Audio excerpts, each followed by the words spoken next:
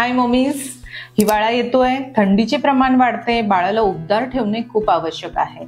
अशा वेळेस जर तुम्ही बाळाला खूप स्वॅडल करून खूप गुंडाळून ठेवले तर बाळाच्या शरीराचे टेम्परेचर वाढून फीवर येऊ शकतो किंवा बाळाला पांघरण्याचे प्रमाण कमी झाले तर बाळ हायपोथर्मियात जाऊ शकते। त्यामुळे योग्य पद्धत काय असावी ते नक्की जाणून घ्या।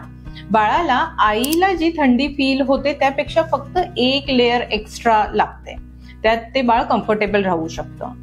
दुसरी महत्वाची गोष्ट, नवजात बाळ असेल तर त्याला स्किन टू स्किन कॉन्टॅक्ट देणं। कांगारू बघितलाय तो कसं त्याच्या पाऊच मध्ये त्याच्या स्किन जवळ सतत बाळाला ठेवतो आणि त्या आईच्या स्किनची ऊब बाळाला मिळते। ही सगळ्यात बेस्ट मेथड आहे बाळाला उबदार ठेवण्याची।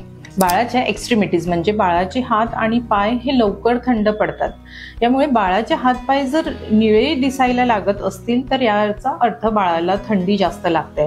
बाळाचे हात आणि पाय तुम्ही कव्हर करू शकता। अशाच महत्त्वपूर्ण टिप्स जाणून घेण्यासाठी मला नक्की फॉलो करा। थँक्यू।